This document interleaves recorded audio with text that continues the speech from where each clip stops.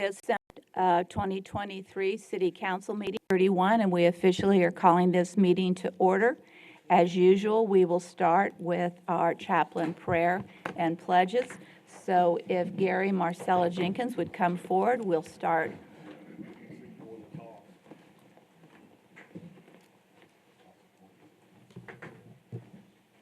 Good morning, everyone, and God bless. You bow your heads as we pray. Dear God, we ask your blessings on the people who have been called to lead the community in which we live and work and play, our mayor, the council, and everyone that's here. Help us as leaders to do not ask first, how do we fix this, but what do we need to learn? How might we need to change? And to whom do we need to listen? Remind us as a community, because we all forget from time to time, especially in this noisiness of the season, that they are not only leaders, but also servants, and that it is their responsibility and ours to serve the common good for all.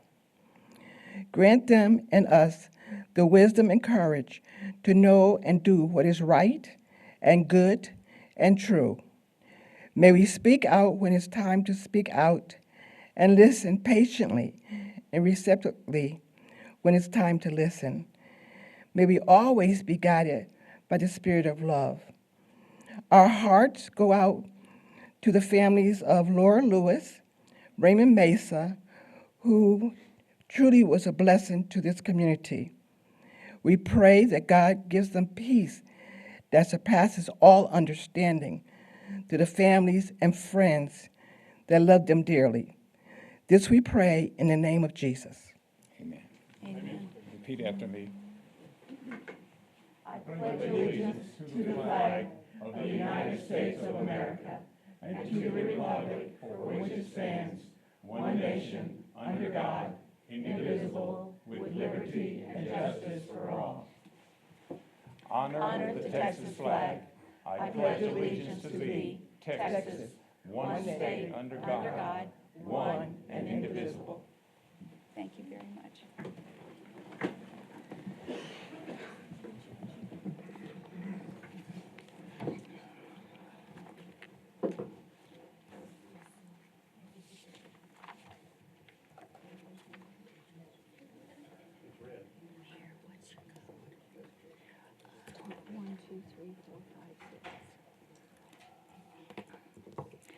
Good morning, and we will start. There are no proclamations this morning, or recognitions, so we will immediately go into our public comment section of the agenda.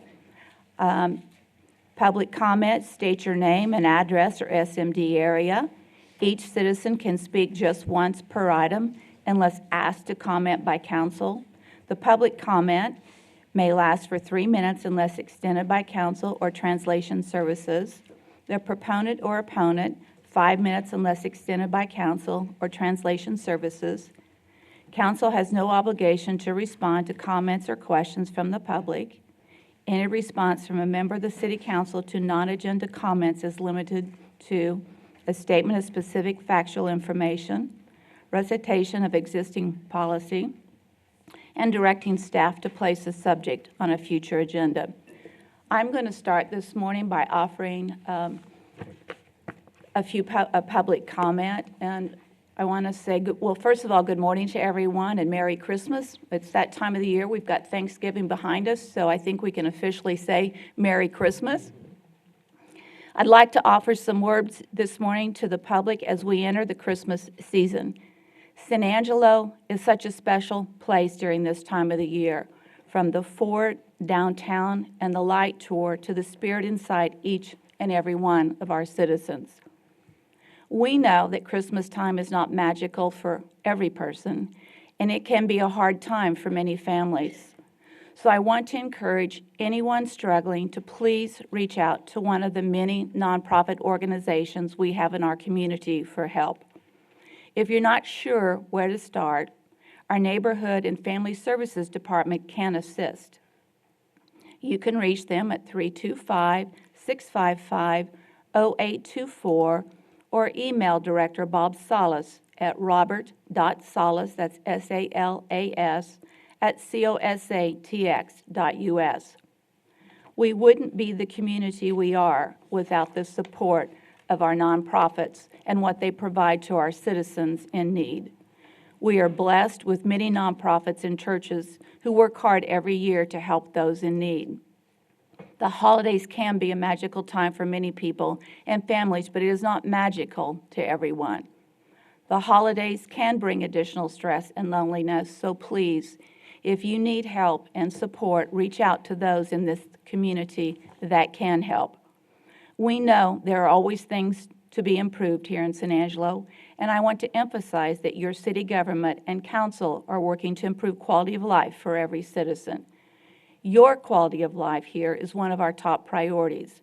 If there are things inhibiting that quality, then I invite you to please reach out to your council member or to me, or come to council meetings with suggestions or ideas on how we can improve. I love this city. I love this community. The San Angelo community has and always will work hard to help support those in need, and that is why we serve you, and that is why we choose to call San Angelo home. There's truly no place like San Angelo, especially during Christmas. I wish you all a wonderful holiday filled with faith, family, and friends.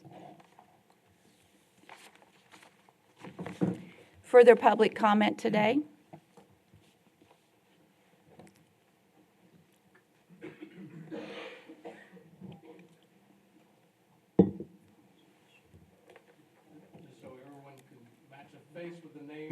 I'd like to introduce to you our new recreation manager for the city of San Angelo, Mr. Aaron Kentner. Welcome. Good morning. I just want to tell everybody I'm happy to be here and I'm excited for the opportunity. I look forward to working for the city. So, Thank you. Further public comment? Seeing none, we will move on into our consent agenda. We will start by asking each council member if there is an item that they would like to see pulled for further discussion. I'll start with Larry. Karen? C and D, please. Lucy? G, please. Harry? No, ma'am. Tom? Lucy Goldie. Okay, Tommy? Okay, we got that done. Go Lucy. All right, so with that, may I have a motion for approval of the consent agenda with the exception of items C, D, and G? So moved. So moved by Tommy, second by Tom. Any public comment concerning the items with the exception of C, D, and G? Seeing none, we'll take a vote. All in favor of approving the consent agenda without C, D, and G, please say aye. Aye. Consent agenda approved with exception of C, D, and G. All right, we'll start with item C. Consider awarding the sole source purchase of wastewater treatment filter screens to Safeco in the amount of $633,450 and authorizing the city manager to negotiate and execute all related documents. Shane, you're on. Yes, ma'am. Questions? Good morning. Good morning. Council members are often asked by the public for an explanation on items that appear to be big-ticket items that fall outside of the budgeting process. They often further ask whether or not there was a bid process. They, I think, would like an explanation of how we arrived at this moment in time in December, not October, and why there's no sense of multiple bids. If you could just explain for those attending and watching, I would be grateful. Okay. Thank you.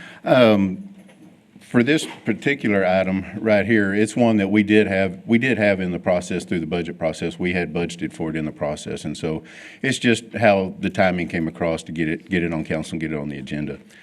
This one is a sole source because it is a patented, a portion of their process is patented. They hold the sole patent on it, so that's why this process didn't go out for bid on this one particular item for this fine screen that goes at the head of the treatment plant, the wastewater treatment plant. That's perfect, thank you. And then item D, same question with special attention paid to the words. We need to do one item at a time. Oh, So sorry. C Of course, first. Okay. sorry, I beg your pardon. That's okay. All right. Any further questions from any council member for Shane on item C? No. All right. May I have a motion to approve item C? So moved. So moved by Karen, seconded by Lucy. Public comment concerning this item? Seeing none, we'll take a vote. All those in favor of approving item C, say aye. Aye. Motion is approved, 7-0. We will now move on to item D, consider awarding a professional service indefinite delivery, indefinite quantity IDIQ multiple award task order master contract for professional services related to public works projects to Improtech Hibbs and Todd Incorporated, and authorizing the city manager to negotiate and execute all related documents. Pardon me for the misstep there. So similar question, for the sake of the public, paying special attention to the use of the word indefinite. Can you help the public understand what that means, and that we'll be reviewing items individually going forward? Yes, that's exactly correct. We actually have several of these that we have out there with different engineering firms out there where we have indefinite quantities and Indefinitely. indefinite, yes, IDIQs, and so we have several of these out there. But what that means is that we can bring multiple task orders to the city council, and so this contract is just an overreaching contract. It's just the basic contract. In each individual project that we come up with, whether it's wastewater treatment or it's something with the water plant or, water expansion, anything like that we have, especially in the water side of things, that we can bring back multiple task orders.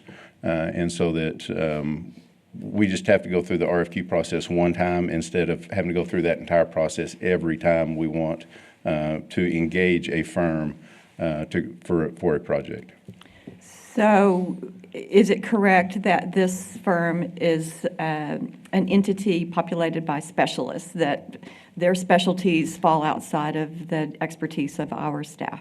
Correct. Locally? Correct. And, especially when we start, with a lot of these larger projects, our staff is very limited, currently. And right now we're doing is we're actually probably overworking our existing staff on our existing projects that we currently have right now, just managing those projects, much less developing new projects and from start to scratch, from all the way from initial concept through design all the way through construction. So. And they really are specialists at many of these issues. And they are. And- Yes, they are. Yeah. Further questions from council for Shane on this item? All right.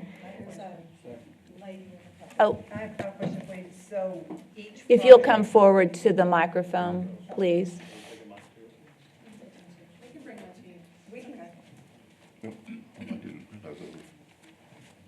So how long is the Could contract? you just state your name and your Oh, I'm SMD sorry. area, please? I'm Jackie Chestnut Robinson, and I am an engineer, a local engineer. And my question to y'all is then, does each project continue on with them, or do you get bids from different engineering firms for each project? Or is this indefinitely, now the city is permanently tied to them and nobody else gets to bid on projects that come in?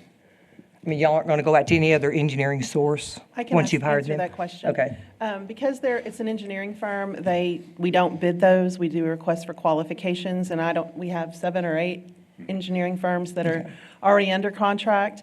The process is that we send out this proposal saying we are looking for engineers to qualify to perform services for the city. They provide us a list of the kinds of services they provide, and then whenever we have a water project or a street project or whatever kind of project comes up, we go and look at that list and see who is qualified to do that, and then start negotiating with them individually. So we can use anybody off of that list. Okay, and how do you get on that list? There was a process that happened like in August, maybe, Okay. initially, and then this particular firm was left off that list, and so they qualified independently from that. And do you look at hub firms? Can you look at what? Hub firms? Absolutely, we do. Okay, because I'm a hub firm, so anyway. And then, so how long is that process with this group? And then when will it be available again for going out for stuff? Because I'm trying to see what the indefinite period is, please. Okay. So Shane just said the contract period is 3 years. So we'll So come back in 3 years and for 3 requalify years. all of the engineering firms that want to work with the And city. so there are 7 or 8 now that are currently listed in your qualifications. Yes. Yes, And if a ma'am. specialty comes up that none of them are qualified for, then we might qualify somebody else mid-year or Okay, after 2 years. so you've locked down with them for 3 years. Very good, thank you. Any further questions for Shane on this item? All right, may I have a motion for approval of item D?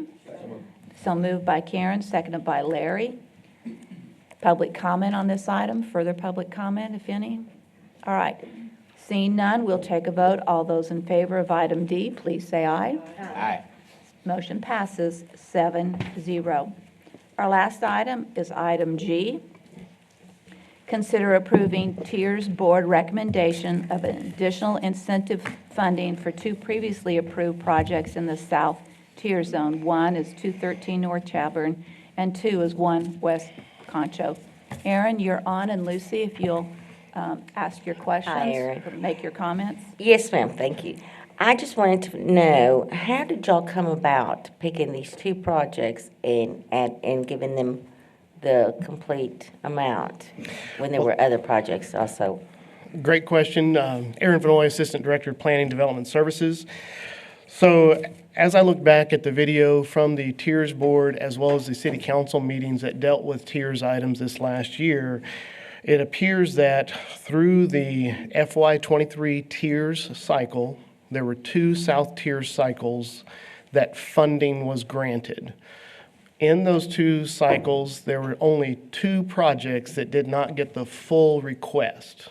Those being 1 West Concho and the 213 North Chadbourne. They received $68,000 roughly. There was an item in August that came before City Council that was trying to designate some future interest to get them closer to that 75,000 cap for the South. It did not pass at that time. In October, when the new budget year started, that those interest dollars were put into the Tiers account.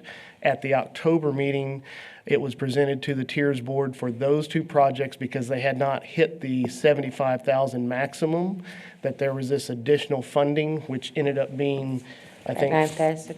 4,572, and that would put those 2 projects at 72,983 for an award. We will have to amend their contracts if they want to accept that.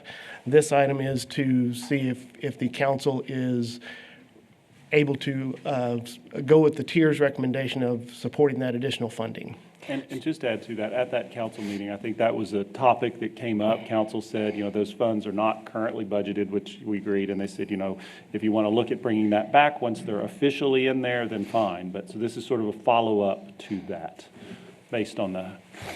So are these the only 2 projects that weren't fully funded?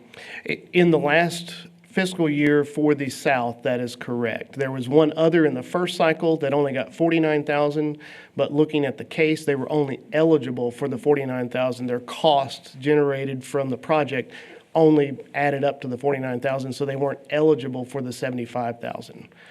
Now, years prior, there were other projects years prior that did not get the full allocation. There were multiple projects that may have gotten a much lower amount because there weren't enough funds.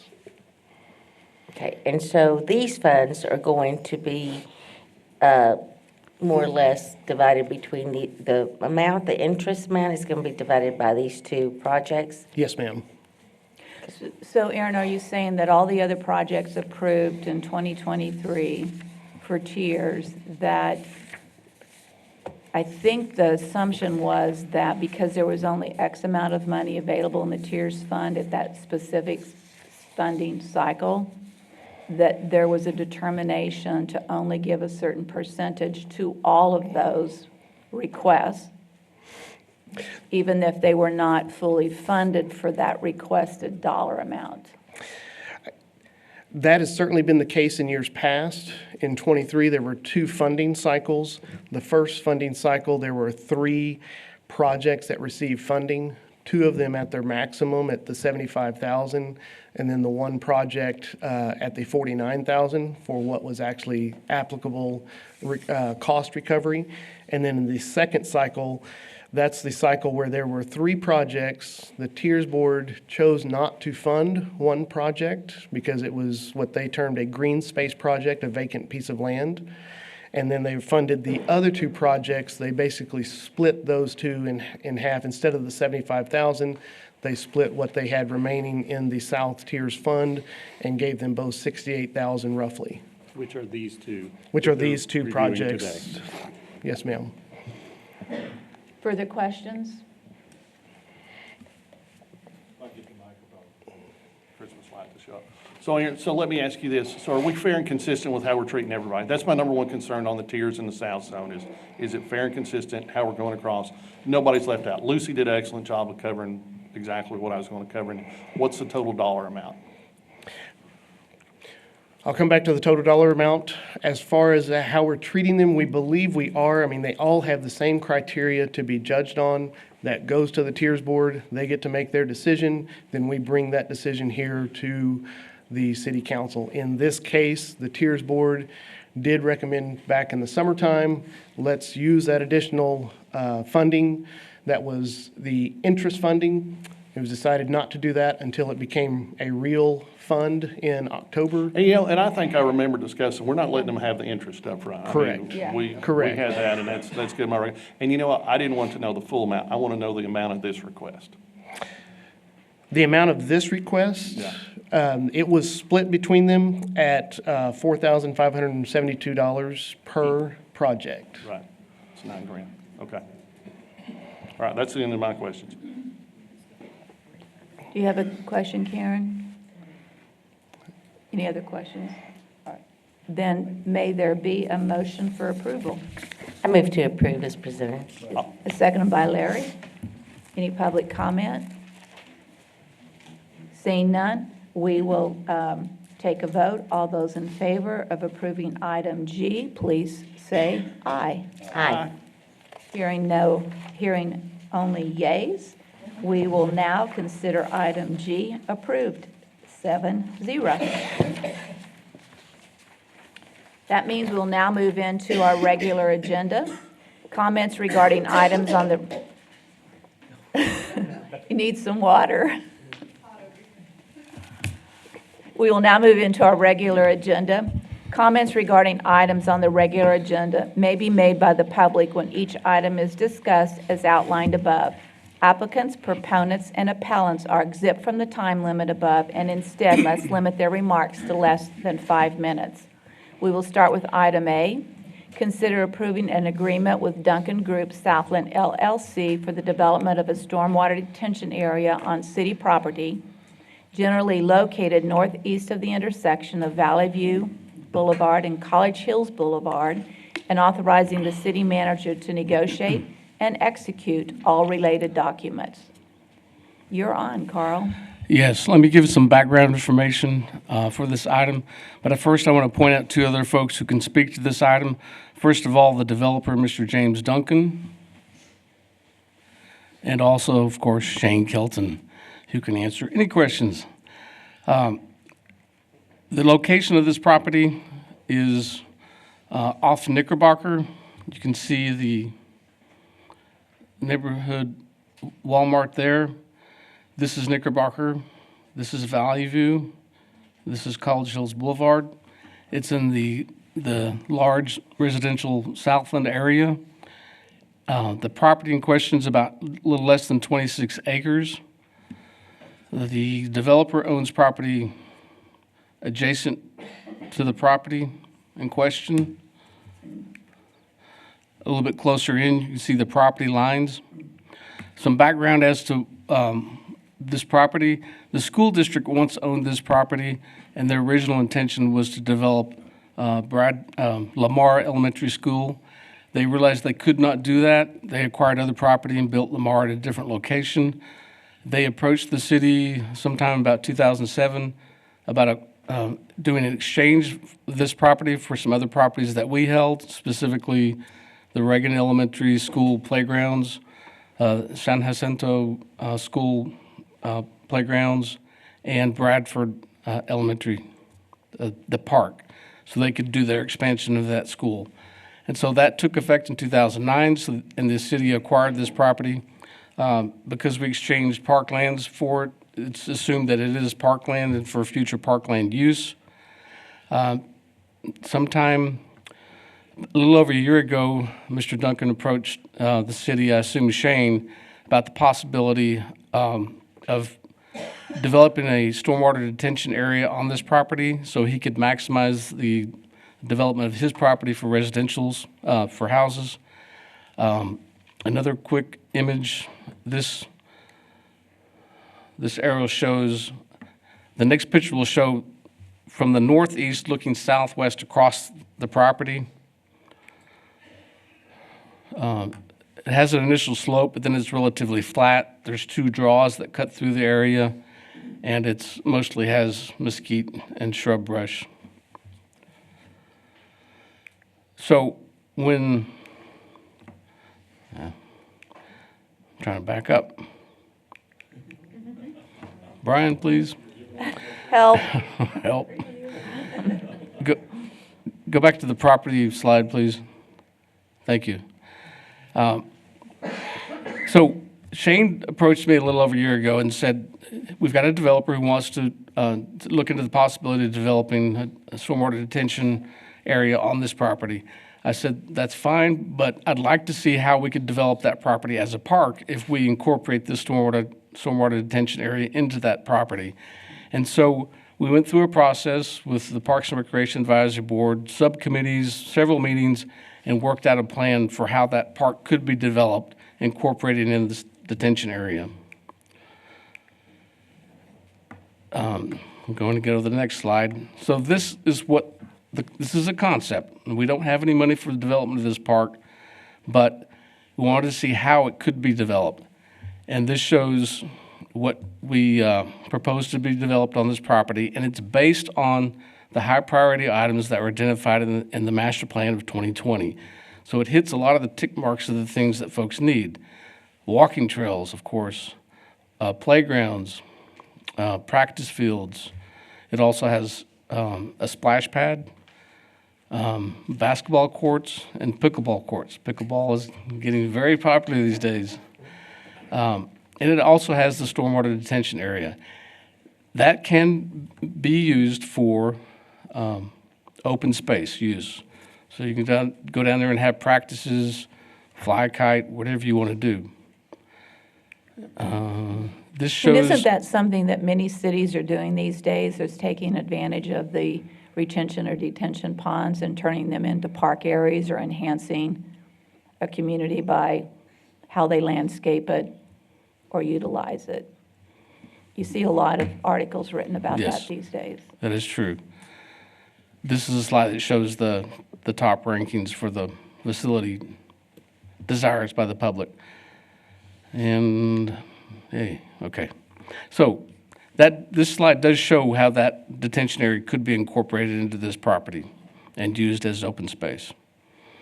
So we're asking if we could be allowed to proceed with working with the developer to use this space. The city would do some clearing of the site. The developer would develop the detention area. And I believe that's it, unless Mr. Duncan wants to speak to the item. Does council have questions for Carl or Shane at this point? Harry said he thinks it's a great concept. And I Tom? think that, so, did it take a year for us to get to this point? I mean, from the time we did, I mean, if we've got some commercial or some development that's going around it, I was just hoping, I'd love to see these things come faster. I'll put it this way. I could only imagine a year's worth of meetings to go, because there's some development here that's going to go adjacent to this. That would be key. It's all right. I think Well- they sent this out, the plan was done by a consultant who worked on the plan, so there was a process that happened to that. And the main thing to concern was that the property was originally meant for parks purposes, so how could we still retain that, make it happen, yet have enough space left over? Because while that retention pond area looks great there, it's not always going to be usable. So if it's had water come in and it's got debris on it and all that kind of stuff, you're not going to use it. So people may say, well, when is the city going to clean that up so we can get out there and have more practice fields? So that's what they were trying to do, is make sure they could maximize and still get the property for what it was originally intended for and let this happen. Well, and just, you're talking about timeline, Tom. The reality is, again, it's concept. There's no money to develop it. So that's the catch-22. It looks great.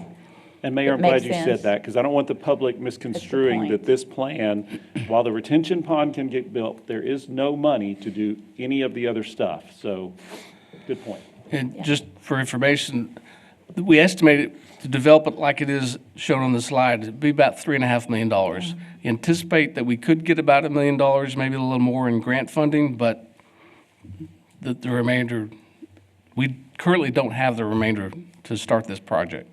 But let me ask another question. So in totality, it would be a $3.5 million project. Knowing that there are some pieces of it that might be able to get done sooner because funding might be available, do you have to do the complete thing at the $3.5 million, or can you prioritize projects and start development of a piece of it if funding's available? Or do you have to wait for the entire thing to be funded? I mean, there's certain things you have to do first, like the site preparation, but of course, the parking lot could go in first. You could also develop the practice fields. You could put the trails in. You could do those separate from the full development. Some of those grants, though, are typically, one way they grade you is how many of the top priorities are you hitting? So if I just said, I'm going to just put in, whatever, trails, while that gets me points, it doesn't give me the points if I said I'm hitting 5 of those top priorities. So yes, possibly, but we would not score as high if we weren't doing all the top priorities at once, if that makes any sense. Other questions for Carl? Tommy? Mayor, at some point, I want to let everybody have an opportunity. I had the opportunity to be involved in this, really more on the periphery than in the middle of it. But I've had multiple conversations with Mr. Duncan. I was invited to a couple of meetings with Carl and Shane. So at some point, I'll make maybe some wrap-up comments, but I'll save those till everybody else has an opportunity to speak. Anybody else want to speak? We're good. We're good. All right, so no more questions, no more comments, then a motion, please. Oh, yes, please. So he makes the motion and then I make a comment? Yes, ma'am. Yeah. And then we'll get the microphone to you, right? We can get the microphone to you so you don't have to come up, I think. But with that, may I have a motion for approval? Well, I'll go ahead and make my comments then, Mayor, Okay. if we're to that point. This is going to be beneficial for the city in the long term because of what this is going to help us with our stormwater. Yes, it's going to help with an amenity at some point in the future, hopefully, a park there.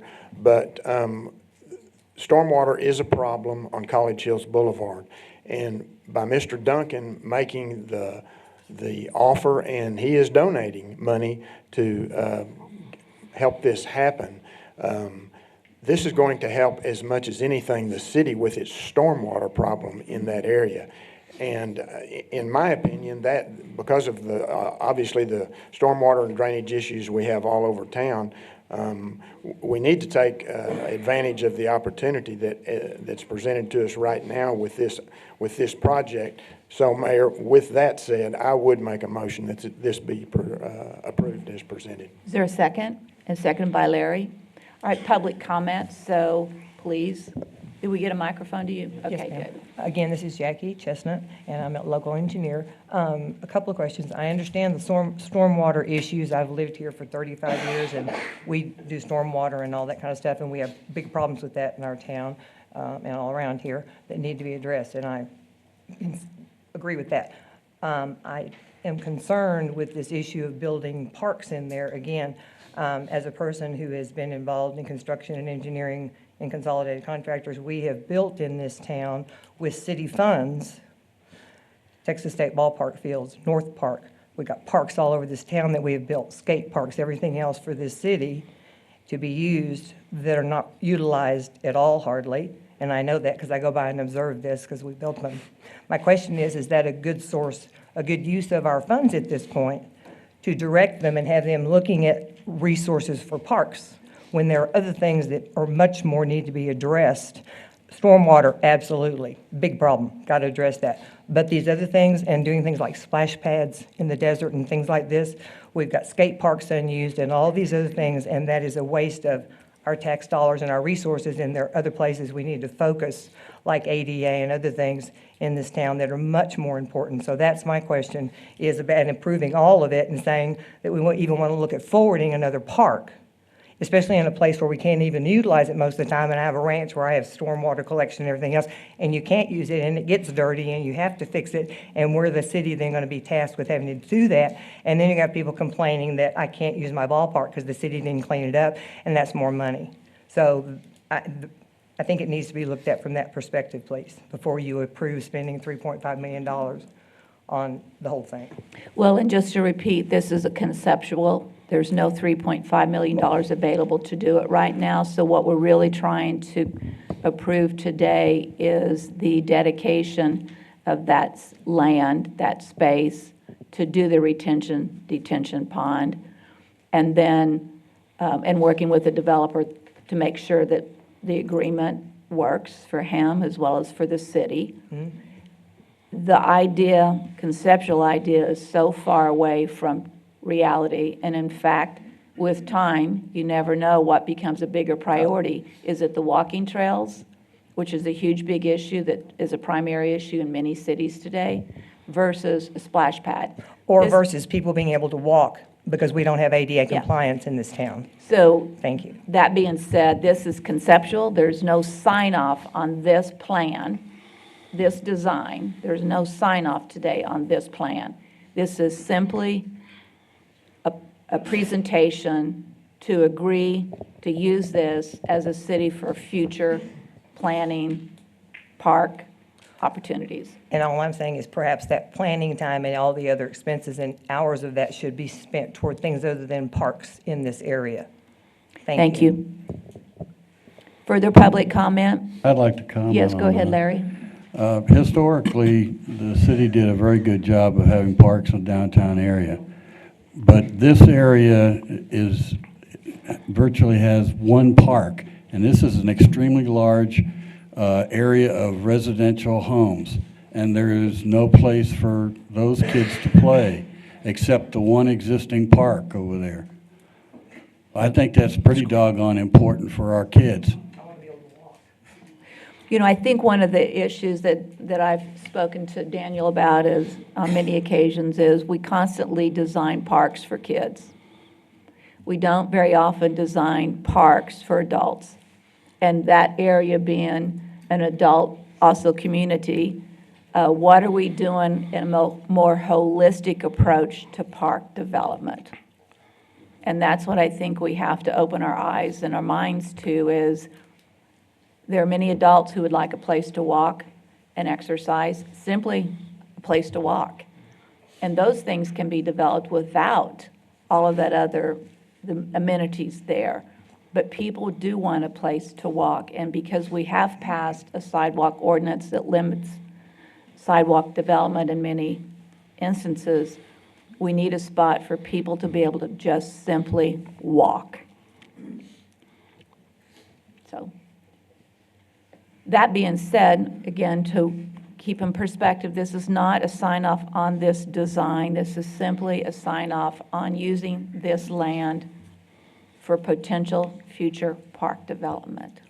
I think the agenda item, excuse me, Mayor, I think the agenda item says consider approving an agreement with Duncan for the development of stormwater. Yes, and Okay. that's really what we're talking about. That's a creative that is approach what we're to it, talking but about, that's what yes. we're signing off on today. Yes. Okay, further public comment?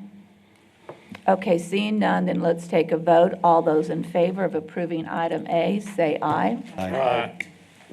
Motion is approved 7-0. We'll move on to item B. Consider approving meet and confer agreement with the San Angelo Police Officers Coalition, SAPAC, establishing certain terms and conditions of employment for covered police officers to be effective January 1, 2024 through December 31, 2024, and authorizing the city manager to negotiate and execute all related documents. And today, we have a presentation by our Civil Service Director, Veronica Sanchez, and the SAPAC President, Noel Anderson. Come on up. Good morning. Yes, thank you. And others, too. Please introduce yourselves, all of you, so we understand who's standing up here. If you'll do that first. Veronica Sanchez, Assistant Charge Director and Civil Service Director. Noel Anderson. I am the president of SAPOC and a 20-plus year employee of the city of San Angelo. I'm Blue Flores. I'm sorry, Veronica. You're tall. I'm the Vice President of Officers at SAPOC. I'm a 10-plus year employee at SAPD. My name is John Bellini. I'm a sergeant with the police department and about 14 years with the city. Thank you. Just real quick, I'm going to give you a quick background history, and then they're going to go through their presentation. Back in 2017, the city had a meet and confer agreement that was not renewed, which had been in place since 2014. In April of this year, the association contacted the city and requested to resume negotiations, so we've done that. And before you today, we bring an agreement that we have come to. They're going to go through the entire agreement. I just wanted to hit a few items for you. The hiring process is established in this agreement to include lateral officers, which we currently don't have. This allows for commissioned officers to become officers for the city much faster. They don't have to go through the entire hiring process. It also Meaning allows that people from an Abilene or a Midland That's could correct. laterally transfer, correct? Yes. Assessment centers are also in this agreement, which provides for a more, maybe a more experienced or qualified officer to promote. They don't just have to take a test. The assessment center provides a process by which they can do an in-basket process or things that would promote their skills more so than just taking a test. Additionally, the compensation piece, we do believe that that is the compensation or the pay plan is more competitive. The association will go through that presentation for you as well. This allows for part-time officers as well. Currently, those are not allowed, and so if there's ever a need between administration through this contract, we can allow for officers to come in on a part-time basis to assist if for some reason there's a need for that. And so the association will go through each one of those as well in their presentation and specifically compensation. Okay, thank you. Thank you. Like I said, my name is Noel Anderson, and I am the president of SAPOC and currently assigned as a detective in the San Angelo Police Department. And real quick, before we get in here, let me just give you a brief history. We used to have two associations back when we had the other contract back in 2017, and we had two separate associations within the police department, and we found that that was not the best way to conduct business, and we have gone through a process of getting both associations merged into one. And so after that took about 4 years, and about 2 years ago, after we got the association completely merged, we're the first board, part of the first board that was elected. We started doing an assessment within our membership and within our department and with our chief to see what ways we could help and improve our police department with the community. And we started realizing that at some point we just became non-competitive, and it's really hard to put a finger on it as to what caused that, but we started really struggling with our retention and recruitment issues. So we made arrangements and we met with the city manager and we started expressing our concerns and trying to work for a solution to get this problem resolved. And one of the things that we have that's a benefit, I think, to the citizens of this community is we have the ability to do meet and confer contracts that can be specific for the city of San Angelo and specific for our agency. And so I got with a team of people. One of the good things about being the president of an association like this is I don't have to be the smartest guy in the room. I just have to find the smart people and see if they'll work for me. And so that's what I've done here. We were able to, we believe, come up with a starting solution to get us back on the track we need to. We've located a performance-based plan, performance-based pay plan that we think will do well for us here. We're still behind the average, but we think this is a very solid foundation to start to fix our agency. So we're going to start going through the slide presentation.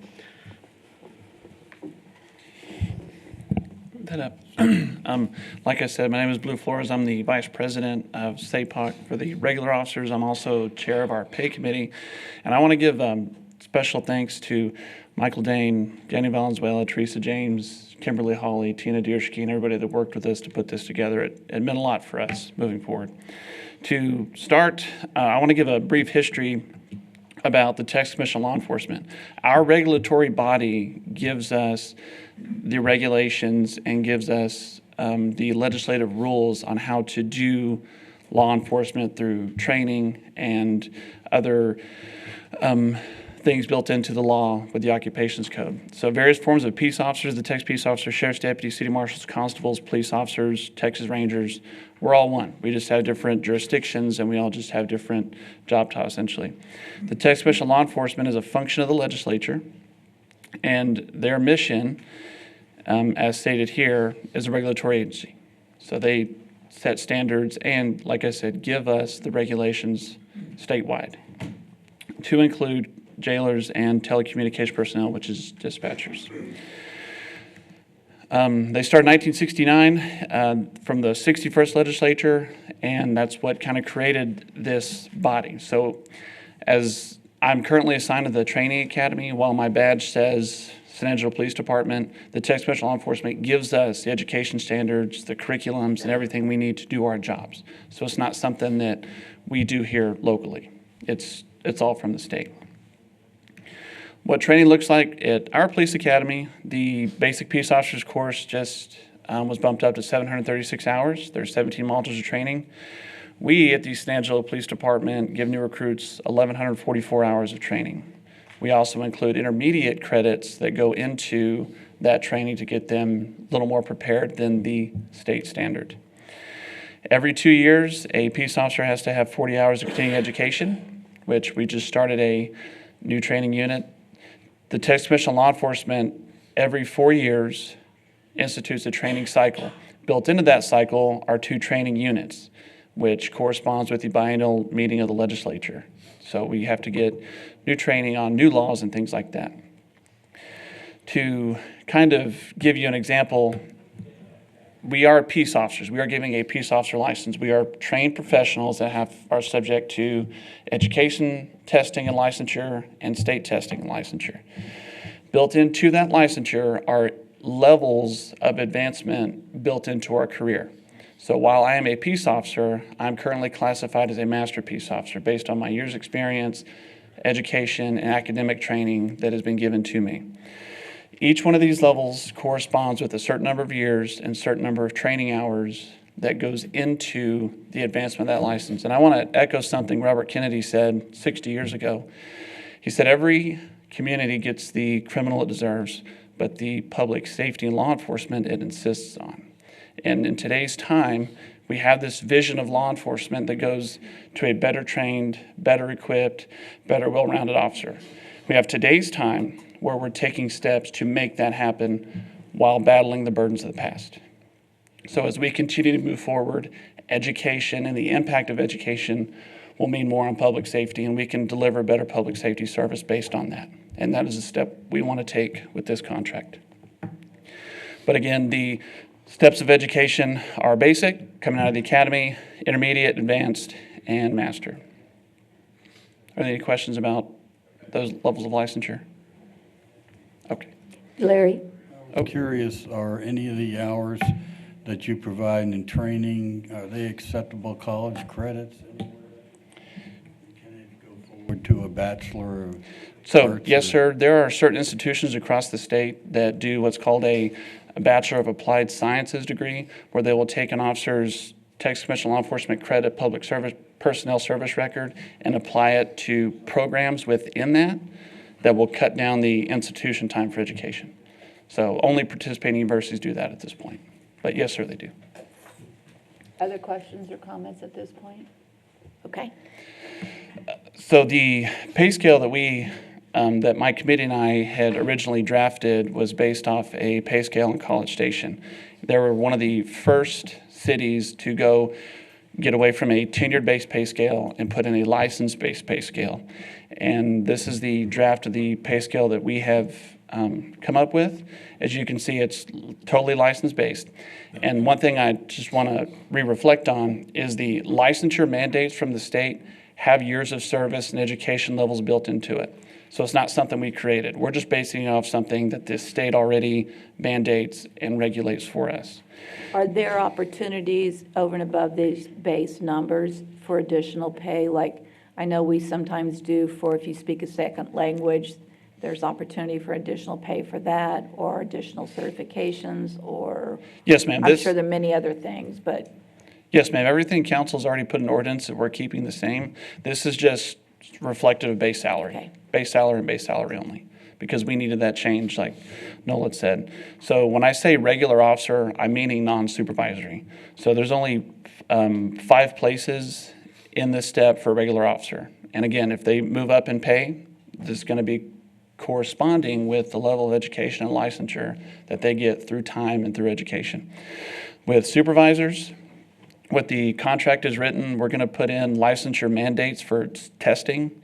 So, for example, to be built into that, which Sergeant Molina will talk about in just a second, it's going to be corresponding with supervisory position, your license, and then pay, all the way from the academy cadet to lieutenant.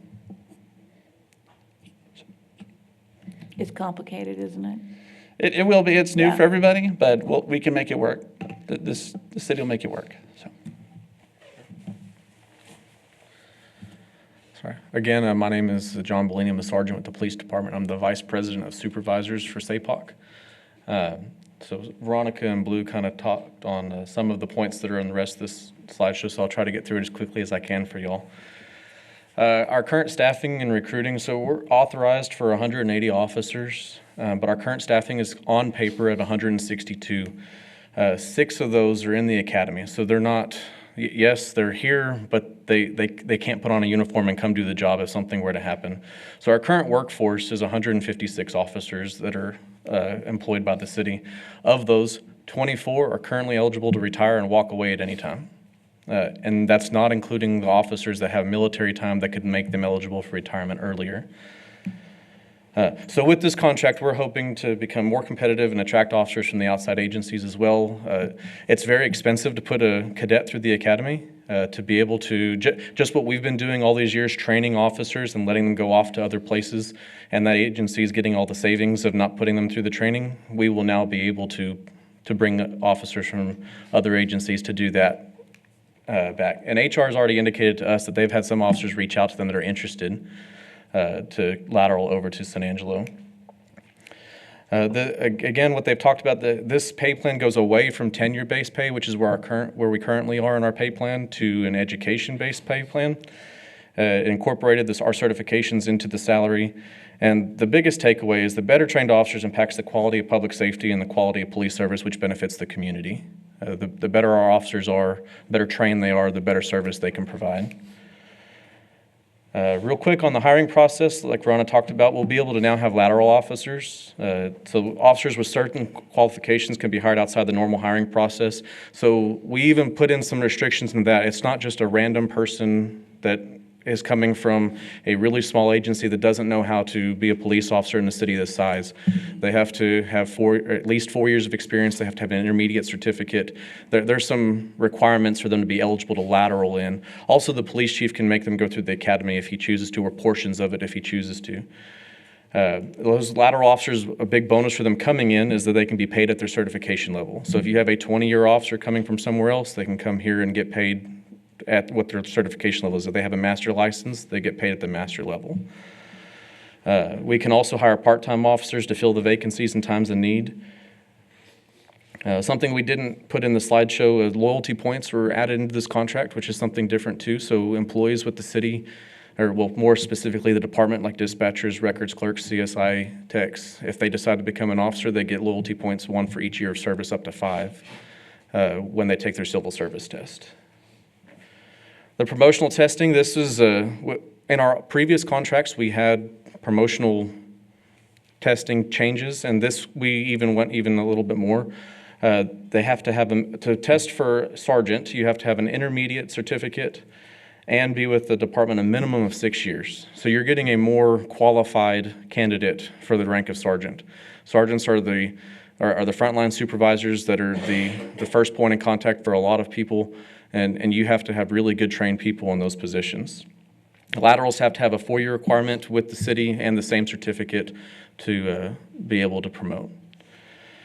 To promote to lieutenant, you have to have a minimum of 4 years as a sergeant and have an advanced license. Again, we're wanting those more senior people, more trained people that are trying to test.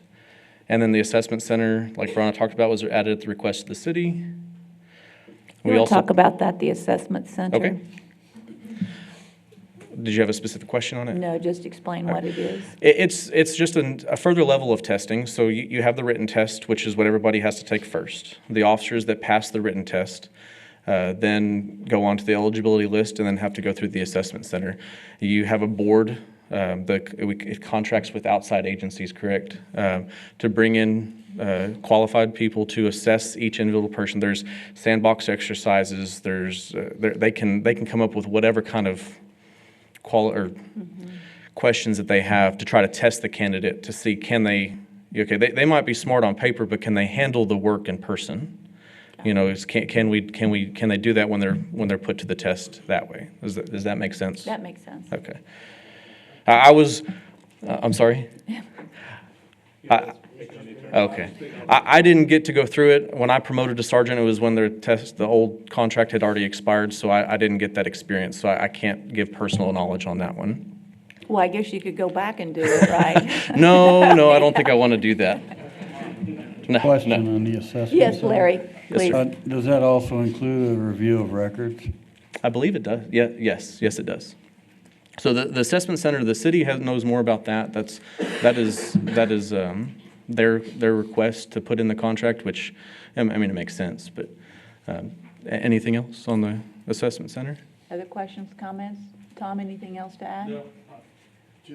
I was just having a few. Don't give him the opportunity, Mayor. Harry? When he's finished, I'd like to ask Officer Flores a question. Okay. I'm almost done, sir. We changed the probationary period from 12 months to 18 months, and the duration of this contract is January 1st to December 31st. So I believe that's all I have on that. Harry? Yes. Yes, sir. Charles, Blue, whatever you want to go by today. My question is, you're a master police officer today. Yes, sir. If you were promoted to sergeant, would that master go with you, or do you need to get certified through each of those particular areas as a sergeant? The license would translate with me up the scale for pay as far as seniority within the department, and then duties in the department. Those things would change departmentally, but the license will follow me. Yes, sir. Very good. Thank you. Further questions? I've got one, Brenda. Yes, go ahead, Tom. So guys, if we're looking at this contract right now, when it goes into effect, how many of the existing staff at PD get a raise? Ballpark it. I mean, we don't have to be precise. Is it 20%, 30%, 50? Right now, I think everyone gets something right now. Okay. Some get more than others because we have some highly educated people within the department that are going to get moved up, but everybody gets something with this. And we feel that this was the best way to introduce this type of pay plan, to get it in. And working with the city government, I believe right now we've done as best we can, but everybody's going to get something. Okay, so my second question, as you look at it for 2024, does it look like you could handle this one in continuity and perpetuity, something similar to this out in 25, 26, 27? Is it something that departments are going to? Because what I hate is we have to come back to this deal every year. I mean, every year we come back with something different. It'd be great if we had one, and I thought we did that back in 17 or 18, had a plan that covered for years and future years going forward. I get it, I just don't know how we go through this one, and this may be a question for Brian. No, I don't mean to. Yeah, so Brian Kendrick, Director of Human Resources. In my first conversation that I had with Blue and Noel about this, and they brought a College Station, again, they were one of the first ones that were going to this. What we've seen is this is the direction that folks are going, and I think this is the foundation for the future. I think we want to focus on education, certification, folks that can make the right decisions when they're in the field. So I think this is a good foundation for the future. Well, the three of you have worked hard, obviously, with the city. I know you've spent a lot of time and hours, and the city has, and you all have, and I know that that's hard for you negotiating for everybody because everyone's got an opinion, right? And so I'm sure you took a lot of hits and had a lot of conversation. End of the day, are you confident that the team of people, our police officers today, are happy and satisfied with this proposal? So every vote that we had was a yes. We did not have 100% participation, but everyone that showed up to the voting was a yes. And so I think we had 144 votes out of 163 eligible. Pretty so good. It was an overwhelming response. And just to piggyback off what you just said, I appreciate the time that the city manager and his negotiation team have given us. This has been I don't want to say difficult, but it is a transition for all of us to a new type of pay system, and we're trying to get ahead of this retention recruiting issue, and we feel that this was the best way, and it was a team effort on both sides. That's what we want to hear. Tommy, did you have a question Yeah, or comment? just someone alluded to it in the presentation. I don't know if it was Mr. Bellini or Mr. Flores, about the cost to train from beginning. Just general costs, are we talking 50,000, 60,000, 80,000? If we talk about salary, benefits, equipment, time, it's pushing $100,000 Okay, so for each one. We were training people, putting $100,000 into them and saying, see you later, and they're going over fully trained. Yeah, okay. Yes, sir. Yeah. And we also benefit from some transfers too. We'll be able to, based off of that same We will now, analysis. yeah. So Yes, ma'am, this we'll be able to opens the take other door. people's all-stars as well. Yeah, so. yeah. So Yeah. it works both ways, and that's a positive too. Yes. So, Thank you. good. All right, further questions or comments? Now's your opportunity. I'm seeing no more questions or Move to approve as presented. Second. second by Tommy. Any public comment? I'd like to offer a comment. The comment that I would make is this agreement that we had. Obviously, this was one of the most difficult budget cycles. I've been with the city of San Angelo for 15 years. The appraisal district, getting us the certified numbers was quite a chink in the process. So what I would say is, though I didn't get to give you the normal presentation that I give you related to salaries because of the situation this year, this should get us to all about 85% competitive with cities between 50 and 150,000 in the state of Texas. So this will put like every city employee on the same on the level playing field. But I do want to stress that it is 85%. There's still some work to be done. With that, we'll take a vote. All those in favor, say aye. Aye. Motion passes 7-0.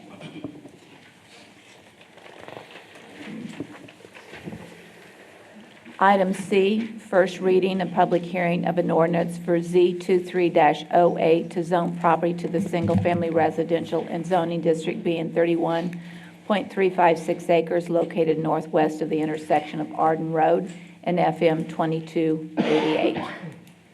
Aaron, you're on. Good morning again. Aaron Vanoy, Assistant Director of Planning and Development Services. We spoke briefly about this case, or alluded to it last time when we talked about the annexation for this area. This is the true rezoning for the area. And so you see this over in Arden Heights with Arden Road there to the east, or actually to the south, and then FM 2288 to the east.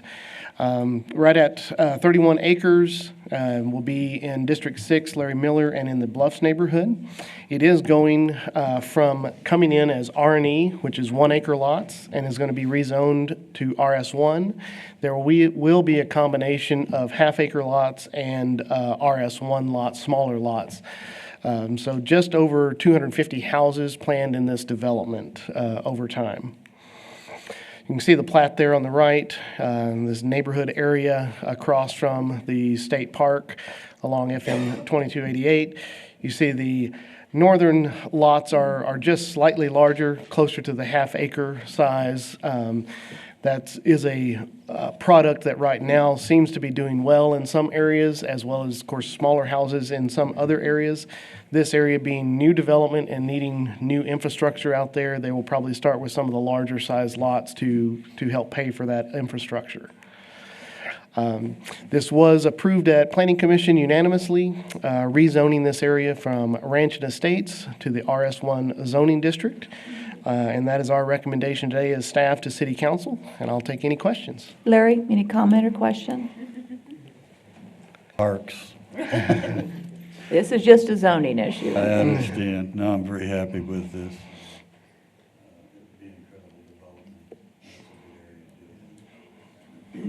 Further question? Tommy? Aaron, you didn't mention city water and sewer. Will there be, at some point, city water and sewer extended to this area? Yes, there will be. Initially with the half acre lots, they may not have sewer right away. Right. Water is along FM 2288, and so that extension is going to be a little easier. And so that is their main item that they're coming to the city for, is water, because we actually have a good supply of water. And then as they start developing, they will add the sewer system out in that area to those smaller lots so that they can come onto the sewer system as well. Do you happen, this is maybe too broad of a question, but if they start with the half acre lots, they can put in septic? Yes. Is there a process by which folks are notified when they purchase a half acre lot that when in fact sewer is extended, that they will be required to tie on to that at some point in time? Whether that process is through the developers, if it's through the city, so that there's not this. I've got an area in my district now that folks, that's the way it started. They're still under the impression that they're not going to have to pay for sewer when it gets out there. Yeah. Is there a process by which we notify, or somebody notifies the purchaser of a lot? That's a good question. I'm not sure I know the full answer, other than in general, yes, there is notification, particularly when that septic system fails. And say you think about the lake area where we're getting a new trunk main that goes through and some laterals that come off. Those areas through the development process were explained at that time. As those new sewer lines come through and your septics fail, you'll be required to connect to the city sewer system. It could be Patrick could speak more clearly to that, of how that process actually happens through the wastewater department, or maybe Shane might. But I know that we do have a process that we go through as a city. Again, I understand it's just not pleasant to deal with those folks whenever, they say, well, I didn't know that. Well, whether they did or not, I'm not sure, but okay, thank you. I appreciate it. And that's where that division department looks very closely at plats like this and look at where are those utility easements? Are they labeled? Are they clear? And hopefully that gets translated on to the ultimate buyer of that property that, hey, you have a utility easement here in your front yard or backyard or wherever that may be. Good. Thanks, Aaron. Well, and also, Tommy, when someone buys and then resells, the person who buys it after the initial thing might not be aware of it as much as the initial people perhaps were. So through time, some of that communication was lost. Once we open up for public comment, I'll let you speak. Further questions from council on this item? Do I have a motion for approval? Larry? Second by Karen. Public comment?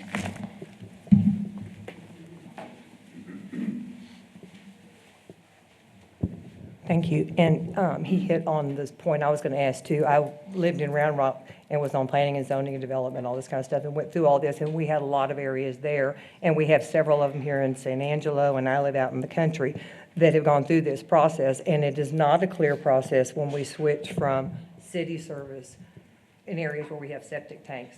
Where we have septic tanks, and it is a problem because the people are not knowledgeable and they're not told this when they move in there, and 5-10 years goes by, because I don't know how many years it'll be before you get sewer out there from the city, but it'll be a long time, and I don't know what the costs of are that, and again, we're all paying for the costs as that goes along, and then the homeowner gets surprised, and usually it's the second or third homeowner by that time. And so this needs to be addressed at this issue from the part of the development on for the homeowners and we, the public, that are then being taxed on these things, and then our taxes increase and all these kind of things. So that is an important thing. And as an engineer that does plumbing, mechanical, and electrical for a living, and I do all this kind of stuff, and I've seen this lacking in a lot of the processes. So again, thinking about the whole development and what happens when it becomes that, and as you're moving toward that, and the costs. So, where they've developed in for getting all the city sewers and stuff out there, and is that then going to be passed on to the people out there when they don't know it? So today, the motion is to approve bringing that property into the city center. And so that's what we'll be voting on is that issue. So with that, there's a motion, there's a second. Madam Yes, Mayor, ma'am? Yes, you may. Just looking at this plat, Highway 2288 has frequently been completely closed because of accidents. This seems to be a significant number of residential lots needing emergency services, and only a single entrance to and from those residences. Should an accident occur at that what can easily be foreseen as a very busy intersection, there's only one way for emergency vehicles to get into the community should there be a second emergency. Has emergency services considered those aspects of this proposal? Thank you. Thank you. Further public comment?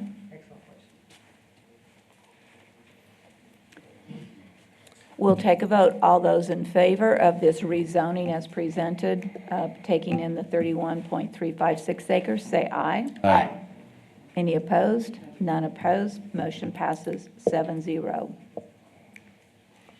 Item D, first reading and public hearing of an ordinance amending Chapter 12, Planning and Development, Exhibit C, Land Development Subdivision Ordinance, Chapters 1, 5, 9, and 10, addressing administrative approval of certain subdivision plats and other revisions and clarifications to ensure consistency with state law and changes to the city's zoning ordinance. Okay, Aaron. All right. Good morning again. Aaron Vanoy, Assistant Director, Planning and Development Services. So this primarily is to move our subdivision ordinance or our platting ordinance where cities obtain that infrastructure, utilities, right-of-ways, streets, all of those things into mirroring the state law that has been changed over the last couple of sessions to basically do an approval with conditions or straight out denial. It is not a discretionary item. If a plat meets our standards, then it must be approved at Planning Commission. And that's why y'all have designated that decision-making power down to them, is that it's not discretionary. And so this is what we're looking to do to make more of those plats to be administratively approvable unless they have a variance request. We have had legislation locally that has assisted with addressing the width of our roads, our right-of-ways, and our infrastructure and how those get laid out into our neighborhoods. We've worked with our development task force through those and the developers through those, and they have kind of come to a pretty good agreement of what it takes. There are a few cases that still come through with variances that come to the Planning Commission. Those cases will always come to the Planning Commission to be heard, to find out if that appointed board feels those variances are warranted under the subdivision ordinance. So right now, after the last legislative session down in Austin, the state law allows most plats to be approved administratively by staff. The exceptions include a plat for which a variance has been requested. Again, our only variances that we really have here is paving width and right-of-way. There's really not any other variances that are eligible. Utilities under the utility ordinance are not eligible for variances. We can't just waive utilities. We can defer and say, let's hold off till there's further development, but we cannot do a variance and waive them. That would have to be a city council action at that point, which rarely happens. So this ordinance does not address, that type of variance does not come into this ordinance, if that makes sense. So staff is recommending that the ordinance be amended to allow all or most other plats be approved administratively. If they meet the ordinance, they meet the design criteria within our subdivision ordinance, let's approve it. Let's move that developer forward so they can start their drainage studies, they can start their street and infrastructure plans and get those things moving. And then that would mean, Aaron, that the comments previously made about fire, emergency services, and all those things are addressed within the plat that would be approved. In other words, that plat would not be approved unless it has addressed the issues as public comment has brought up. That is correct, yes. So all those different review groups of the city will look at that plat to meet their ordinances that they have for the design criteria of the plat. Okay. The Planning Commission did have a recommendation that the proposed draft provide that the commission review will be required for plats with variance requested. Any residential plat that required a public hearing, and then preliminary plats that are 10 acres or larger. So preliminary plats are where we set out our future, where we look at our master thoroughfare plan and does this property fit in? And they thought 10 acres was a good breaking point of, all right, city staff can probably deal with those smaller tracts of land.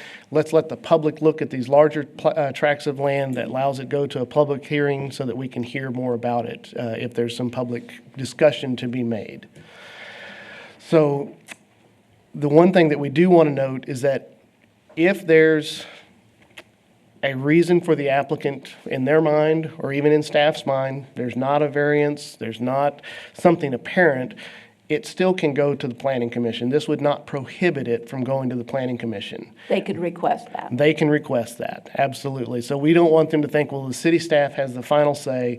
They have the opportunity to go to Planning Commission, discuss that with the planning commissioners, and make a decision at that meeting.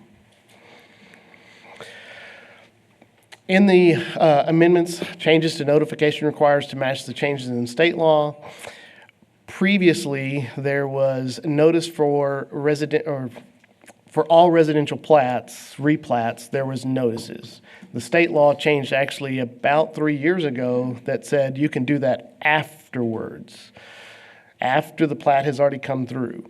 And so that's what we're trying to do, is just mirror that we still notice. If there's a variance, we notice before the meeting. If it's automatically approved because the design allows it, we would still notice that area, but it could be after that decision is made. And the reasoning behind that from the state level is, again, subdivision plats are not, you can't just make a decision. It is, if it meets the ordinance, it must be approved. They can't just have well, we really don't like the design of it. If it still meets our ordinance, it must be approved. And so that's why the residential notification is really just letting people know that maybe that land has changed owner, maybe there's a new lot, but they don't get to come and influence whether it meets the ordinance or not. It does clarify that the commission and the director can take action even without a formal recommendation by the plat review committee, which means that's kind of the staff committee. We have to take an action under state law within 30 days. That's been on the books for many, many years. We've been meeting that, in fact, and seating that with our planning commission, and so that's just going to mirror the state law again. There's a couple of things in there that we're removing. This really kind of removes that administrative subdivision, just kind of puts them together, that there's no need for that separate distinction. And then it references in our subdivision ordinance a planned industrial park, but we actually don't have that in our zoning ordinance as a zoning district, so that's really just a cleanup item to take that out of the subdivision ordinance. With that, are there any questions? Questions? Comments? Tom? So, Aaron, sometimes we've had times planning approves something unanimously, and then we overturn it unanimously. So if it comes in and meets the spec, meets the plat, and planning approves it, is there a way for council to go back? So do we fit in that little 30-day window? We have 30 days to come back and request something be reviewed or something brought to council? The director position has the ability to appeal a plat to the city council, as does the applicant. Right. I don't think it allows the city council per se to, hey, we want to look at that. I would think it'd have to be something fairly controversial, and Teresa, I don't know if you have any direction on that? But I mean, there's been some times where, in my district, we put in, the Dollar General, some things that brought up some huge controversy before and after, but yeah. I would say we're always not perfect, and somebody can bring something up behind the fact and go, well, do y'all realize, planning approved this, and this is gonna happen? If we have questions, and should those questions arise to something that's controversial or needs another review, is there powers or means within the process for us to come back and look at it? I think this is a planning provision, so you're not that in the weeds on these kinds of issues yet. I mean, Okay. those come back. But I think in the past, the way that's happened is the concern is raised with the department, and then the director does the appeal to bring it back. So that's always an option. I also We want to wouldn't point as a out council. one more thing, just to make sure the document matches the presentation, that it's also any preliminary plat that has 6 lots or more that has to be approved by the planning commission. Unless y'all have changed that. No, that's Okay. correct, yeah. So I know sometimes we Repeat have that concerns again. about whether the document or the presentation is correct. It says a preliminary plat of less than 10 acres and fewer than 6 lots may be approved by the planning director. A preliminary plat of 10 acres or more or with 6 lots or more must be approved by the planning commission. So it's not just the 10-acre ones, but it's also those with more than 6. 6, okay. Yes, further questions or comments? All right, so with that, is there a motion for approval? So moved by Karen. Second. Seconded by Lucy. Public comment? Seeing none, we'll take a vote. All those in favor, say aye. Aye. Motion passes 7-0. We will now move into item E, first reading and public hearing of an ordinance amending the budget for the fiscal year beginning October 1, 2023, and ending September 30th, 2024, for 1, Police Department salary adjustments, 2, Fire Department salary adjustments, 3, ongoing projects and capital items, 4, Home Affordable Housing Program. You're on, Tina. Thank you, Mayor. Tina Deersky, Director of Finance. This budget amendment is what we usually refer to as our carryover budget amendment, where departments that haven't spent funds by year end, that maybe they had already gotten quotes or had projects going, they asked to carry those funds over to get those projects completed in this fiscal year. The first one is related to police and fire public safety pay adjustments. With that budget amendment, there's going to be $1.2 million for each department, and that will be allocated as a stipend for the first quarter of this fiscal year that we're in, and then starting January 1, 2024, that will include adjustments to base salaries. The second one is for facilities maintenance, for cameras for the City Hall parking lot. We're needing, I think, additional cameras in the back of City Hall for those parking lots back there for security purposes. Street infrastructure fund, we're requesting to carry over just under $1 million for street repair and maintenance funds. Street and sidewalk accessibility, they had some savings, Public Works had some savings within the street light budget, so we're requesting to carry over $275,000 to set aside for street and sidewalk accessibility funds. General equipment replacement is requesting to carry over some uplifting projects that they had in the works but didn't quite get completed before the end of the year. For the airport, they're requesting to carry over $21,000 for machinery and equipment. Solid Waste Fund is requesting to carry over about $200,000 per professional services related to the permitting at the landfill, and then $80,000 for vehicles. Stormwater Fund has several projects that they're requesting to carry over funds for, including trailer wrap, $5,000, some capital projects, $67,000, vehicles and machinery and equipment of about $156,000, and then professional services of $91,000. What's the advertising trailer wrap? I believe that's the trailer that they purchased, but I'm going to have to ask Shane or Patrick to say exactly what that's for.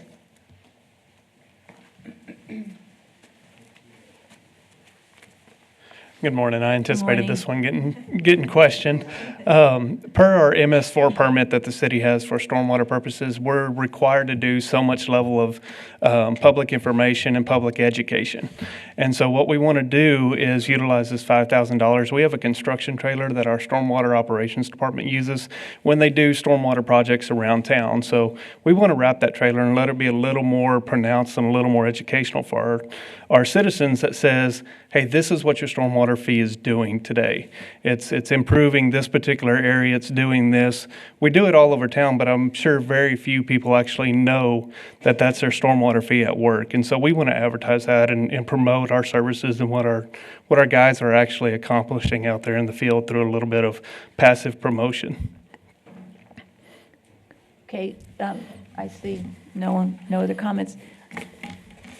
The combination, just a minute, we'll get to you. So this overall presentation is a tremendous dollar amount. So I'm not sure what the total is, but it's millions of dollars. And so the question mark is, are these projects that are ongoing, are they just over budgeted, so there's leftover monies? What are we talking about when we're talking about all of this money that's being carried over, and a timeline for when these carryover projects, if you will, would be spent? So for most of the items we're presenting today, there are actual specific projects that are related to each dollar amount, and they were either purchased but not yet received, and so they need the funds carried over in order to make the payment when they do receive them, or they may be something that they had already gotten a quote for but hadn't, the vendor or whomever didn't have the product available at that point in time. Mostly that's what these funds are being carried over for. With the enterprise funds, you know, the carryover is really a drawdown of the fund balance, right? So with the enterprise funds, they have that funding available. My staff goes through to make sure any of these requests that we approve at the city manager level, before we bring them to you, that money is there and available, and that they're not going to be detrimental to the fund. The only one that I'm aware of that is not a specific project, and it may be a specific project, Patrick will know this, is the money, just under the $1 million in the general fund that we're carrying over for streets maintenance and repair. He may have a specific project, but I'm not sure.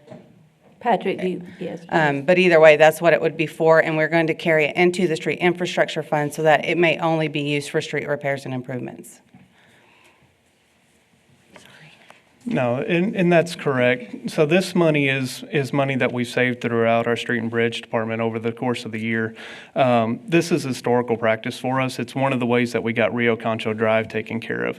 We used operational dollars through that. Through 3 years of carryovers, we finally accumulated enough money to take care of a project that, quite frankly, 3 years ago had no funding to take care of. So we asked for your privilege of carrying this over so that we can accumulate a balance to do a street project that's not necessarily already allocated within the bond funds that y'all approved so many years ago.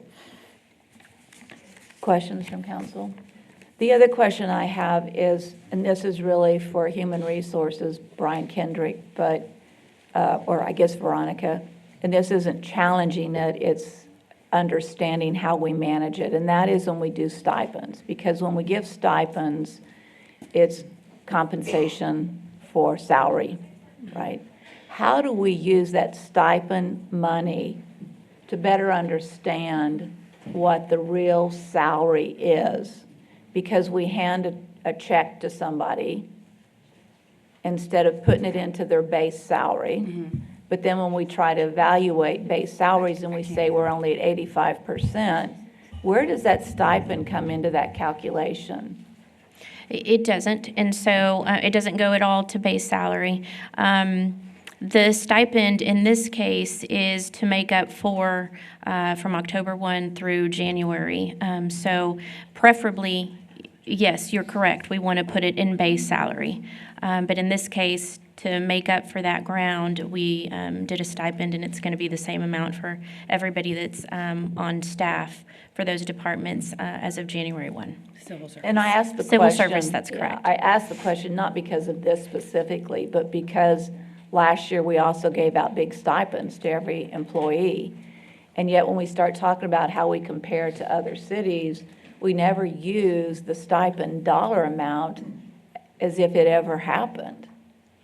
It's like it just disappears, and there's no consideration to how it impacted base salaries at any level. Yes, that's correct. And so it's just a question, it's a comment, it's not challenging this. It's just, I think we as a council want to better understand the stipend evaluation And- relative to base salaries. And I would say that on the flip side of that coin, when we give stipends, it's usually given with an unsustainable funding source. And so that's why it's also not included in base salaries, because we can't sustain that level of funding. All right, so I don't know if you were through. Did you have something else to say, Veronica? Okay. I think I have just a few Okay. more on these. For the water fund, some carryovers for vehicles, machinery, and equipment, and then they're carrying over just under $500,000 for the TxDOT advanced funding agreement on Old Cristobal Road. Water reclamation is carrying over $114,000 for vehicles. Health insurance fund is carrying over $15,000 for PCORI, which is Patient-Centered Outcomes Research Institute fees. It's a mouthful. And then emergency managing is carrying over $16,000 for training. The home fund is carrying over $200,000 for the affordable housing projects, and that is, I believe, funded by the Development Corporation. And that's the last one. Okay. Questions from council? Teresa? Yeah, Tina, I want to clarify one thing for the people who might be watching, because I know there's some are for this. The line item that's listed as the general capital projects for $275,000, that is what we refer to as the program funding? I broke it. Is that correct? That's Sorry. the money that we're going to use towards. That's your curb and Yeah. cut ramp program, I think you Yes. called it? Yes. Okay. Yes, ma'am. Just to be clear, thank you. I broke his machine, sorry. Okay, with that, may I have I a motion have a for question. approval? So moved. I got a couple of people who went, oh, was there a question? Well, then, go ahead. The Old Cristobal Road project, I believe they were seeking a grant under the defense budget for that. Did that fail, or what's the status on that? Shane is going to come up and speak to that.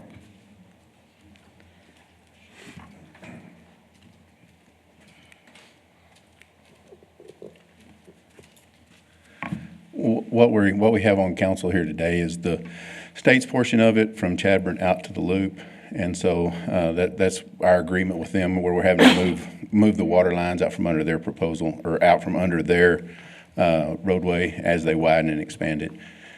What you were talking about is the city's portion from Cristobal Road to Avenue L. And we have submitted actually grants on 3 occasions at this point, and we have been unsuccessful so far. So, but again, we're going to keep applying, so we're going to keep at it. Okay, so with that, is there a motion for approval? Moved by Harry, seconded by Lucy. Public comment, please, Jackie.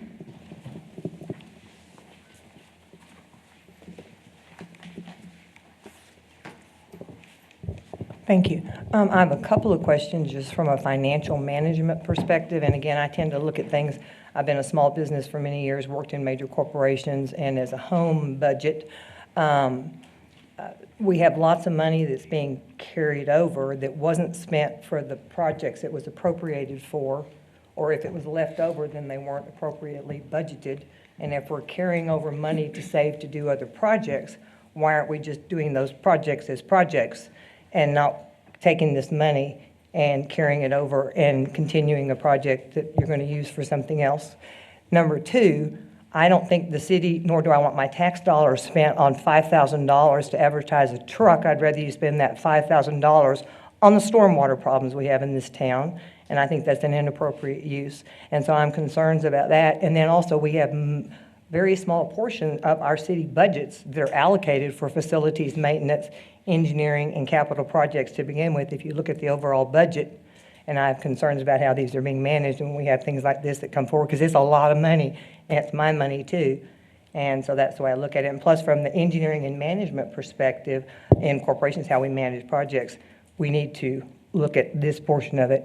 And these are big things, streets and stormwater and access.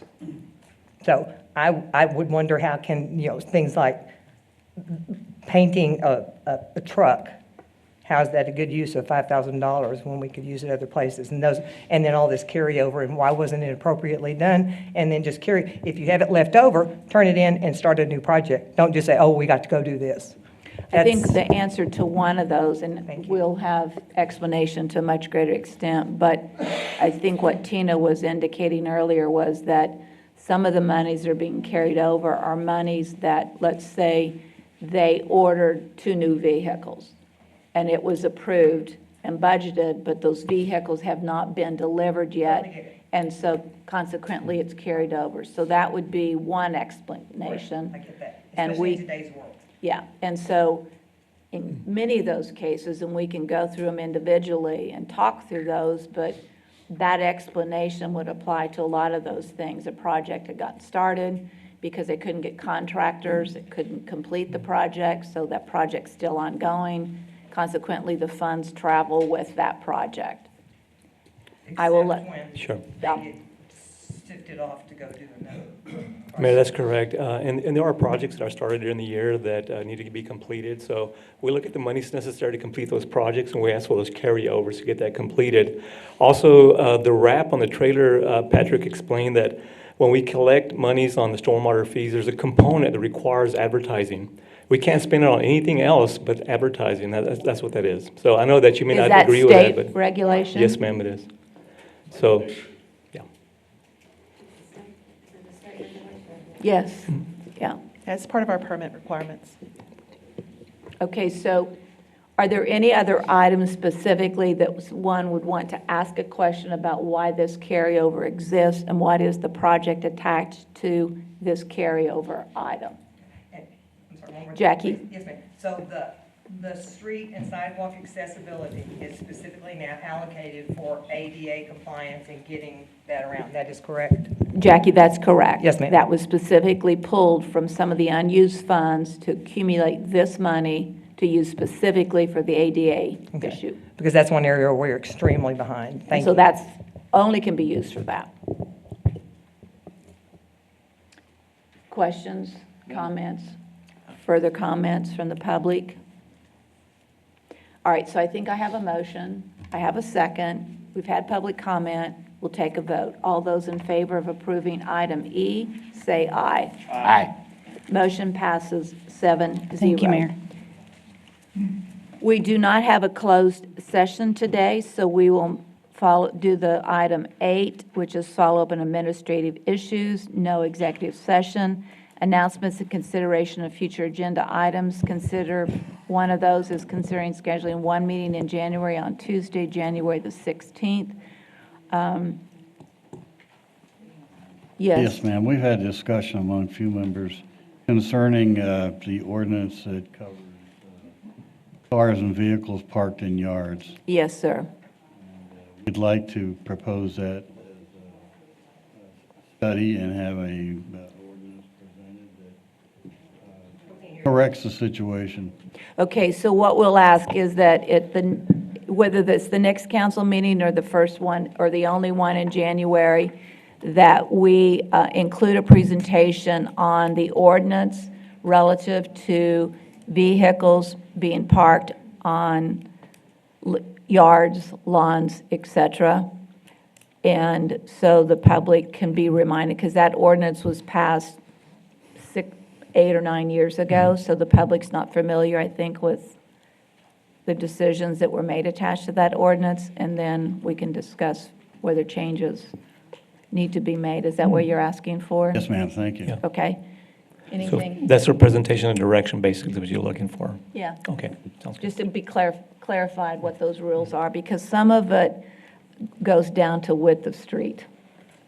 And so we just need to relook at that and decide if it's still an appropriate ordinance relative to people's concerns, right? All right, any other items? So just one meeting in January, is that, If y'all are amenable to that, that's what staff is recommending. works for me? Well, for us, it's really based off of what the city needs to present to us for consideration. So if having one meeting in January resolves and allows for all the presentations that need to be made by city staff, then I think we're good. Yeah, historically, the agendas in January have been very short, some meetings lasting as little as 30 minutes. And so we think it would be better use for everyone's time to, due to the holiday, things like that, to condense it down to one meeting. Okay. With that, do we need to make a motion on that? Or we just say, okay? Agreed. All right, with that, then may I have a motion for adjournment? Move we adjourn. Okay, motion, second. Yes, Jackie?